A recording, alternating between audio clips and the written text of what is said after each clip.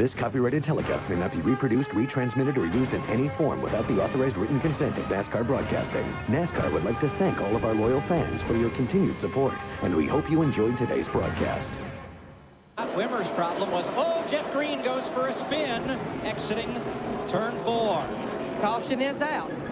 Come on, buddy, get going. You won't lose much. And he is not going to get hit. But Ryan Newman now will be back on the lead lap. He's going to be at the back of the pack, but he will be back on the lead lap. The rule used to be, as Darrell pointed out, that you could not pull up to the inside of the leader until lapping on the track had begun. That rule has since been changed. So Newman was eligible to pull up alongside the leader for the restart, and he is eligible for the free pass. Free the Cheerios car of Jeff Green. Looks like his car, Darrell, you've been talking about it, all these cars loose in these early runs. He just got loose on the bottom of the racetrack. A couple of laps ago, and the whole field, all those cars right there running with him all went by him because he couldn't get back down. And Mike Wallace had a decent qualifying run on Friday, but those guys had to change engines, so he had to go to the rear of the field, and it just painted him in a box that he just can't get out of. And in the meantime, I know we're watching. They are closing. Trouble for Johnny Sauter. And Sauter qualified poorly, but moved up from 40th. That's a flat tire. He's got the look of a right front. He'd come from 40th to 23rd, Darrell, and now he's got to get to the pit. And it's a long way to that pit entrance. Remember, you enter pit road all the way over and turn. And Carl Edwards just got turned around. The 99 car by Dale Jarrett and the 88. Caution is out. That happened, Larry, not all that far from the eye of the storm. Those cars, too, were being told by their teams, leaders coming. You got to get going. And there's only one way you can get going here. That's to knock people out of your way. Not off turn 2. Yeah, Rusty really didn't give Matt a whole lot of room getting down in turn 1. He run him up on the curb, actually. I thought it was going to be worse than it was. Well, Kenseth has the preferred line. He gets a little into Wallace again, but can't get alongside. Front tire go down here a second if he keeps banging into Rusty like that. Things settle out just a little bit here. He Turn 2. With Mike Wallace, Carl Edwards, and Hermie Sadler spun on the racetrack. The steering locked up or quit. I mean, the steering just locked. Brings the caution out for the 4th time.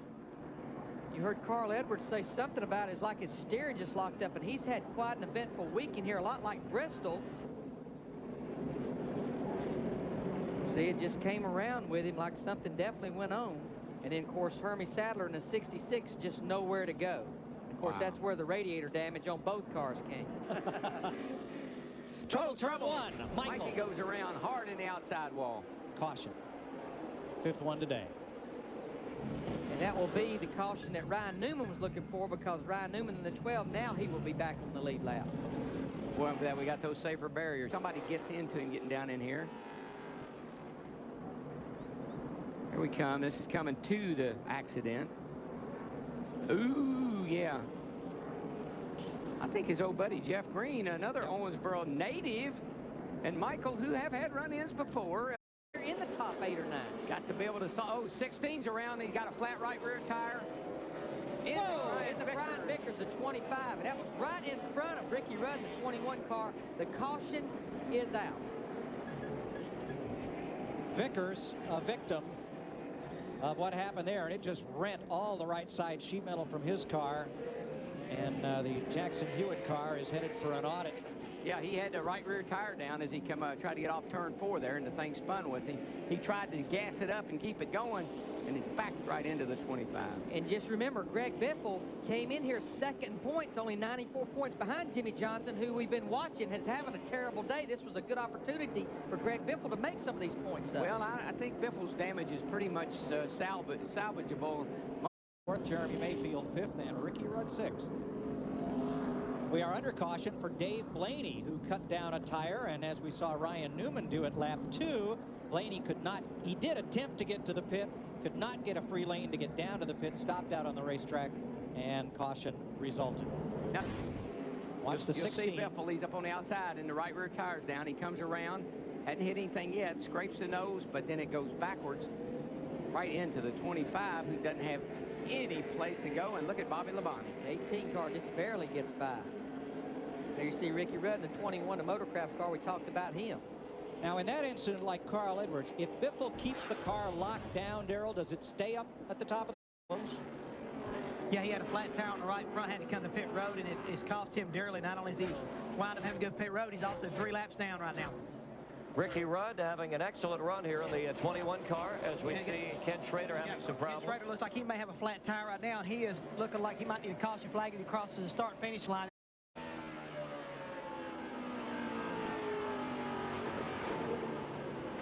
And you heard it right there. The tire just basically flat. Get me down, Tom. Get me down. But he is very lucky he didn't hit that wall. No, we got another car in the wall. 01. He's going to. I don't think he can keep going. There's the yellow. And that's the caution flag. I think we're right at that window. We've got about 75 laps on these tires, and I think we may be seeing some tire issues.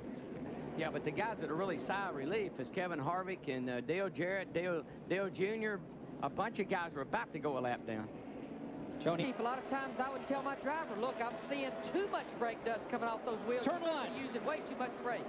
Marlin spins off the bumper of Elliott Sadler, but that happened because Rusty Wallace got in the back of Ryan Newman going into turn 1, 4 or 5 cars in front of them.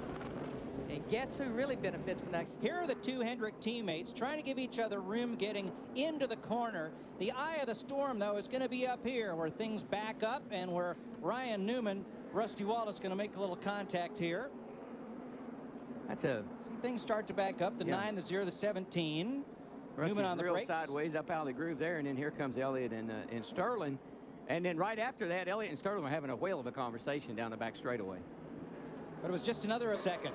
We want to show you just how long these straightaways are. Trouble, turn 2. The round goes to 43. Jeff Green, another spin and grab a gear and go. I'm not real sure what happened there, but I bet the tape will show the tail.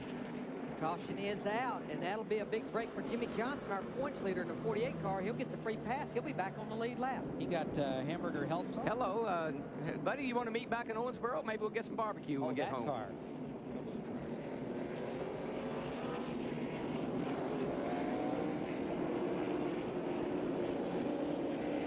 It's kind of like put a little misery in my life. I'm going to put a little misery in yours. Has run a real smart race, Jeff Hammond. Yeah, he's run a real smart race, but so is this guy, Jimmy Johnson. And Steve Burns was talking about how his crew chiefs tell him to be careful, be smooth, but right now, he just very easily slid up underneath the 12 car, Ryan Newman. 45. He's making it look pretty easy right now, make his way up, and Kyle Petty has problems right there. He spun around. Let's rejoin Mike, Darrell, and Larry. Well, that was so timely for a number of guys, not for Kyle, obviously, but a bunch of guys, good guys, get ready to go a lap down here to the 20 car. Yeah, both the H cars, Dale Jarrett and the 88. He's the car that brought out the caution. So right rear tire down again, and around he goes, and I gotta believe more likely he's probably made contact with somebody in coming up through there.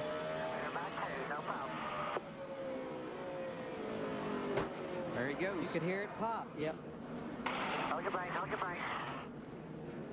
The other driver with trouble, Greg Biffle, came in for an unscheduled pit stop. It out if it hadn't been for Ryan Newman down here in turn 2. And whoa! Rusty Up the Wallace hill they ran go up the again. racetrack, and then Ryan Newman as well. I believe he may have a flat tire, possibly from that contact with Scott Riggs. From the contact. No caution yet, but he's sitting there. And of course, the pit road entrance is over in turn 3. Now we have a caution flag. Now Ryan Newman will get going. And now he'll probably be sitting at the end of pit road here in a short period of time. Scott Wimmer was already on pit road. He was part of the accordion effect in turn 4.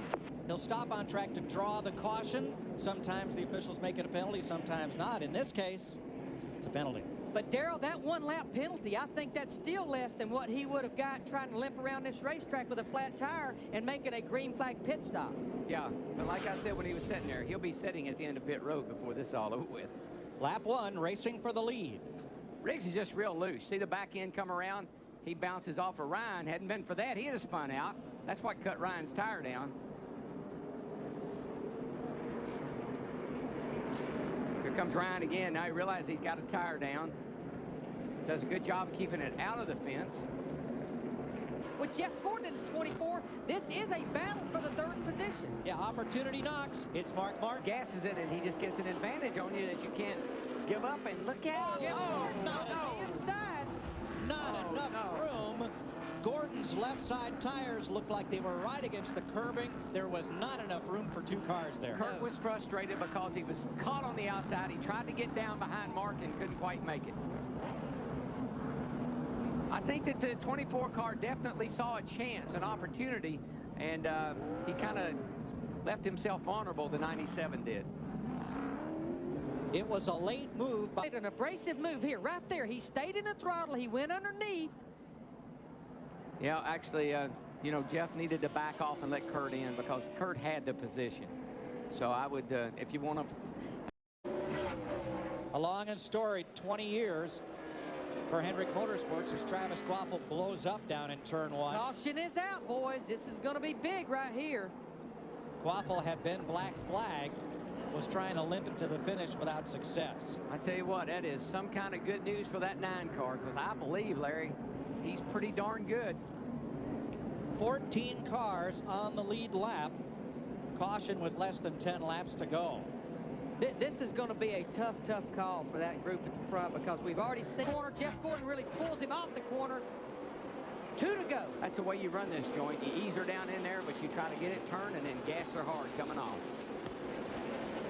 And right now, Casey Kane in the 9, he's doing everything he should do. He needs to drive that thing deep in the corner. If he thinks he have a chance, he really pulls close here. We're coming to the white flag. Just that little bit of a lag in the restart on the 9 car where Jeff got that jump, that 3 or 4 car length jump, that's just made all the difference in the world. Chevy, Dodge, Ford, and 2 Dodges, with both Mark Martin and Rusty Wallace in the top 5 in their final Martinsville spring appearance. Jeff Gordon scores his 71st career win and his 6th at Martinsville. Got him sideways coming across the finish line here. Scott Riggs in the 10. Yeah, there was some moving and shaking back in there. There's Rick and Robbie Loomis. Good job, man. For anyone that does not think this is a team sport, they should have seen what this team here overcame today. From 3 laps down to victory lane. This copyrighted telecast may not be reproduced, retransmitted, or used in any form without the authorized written consent of NASCAR Broadcasting. NASCAR would like to thank all of our loyal fans for your continued support, and we hope you enjoyed today's broadcast.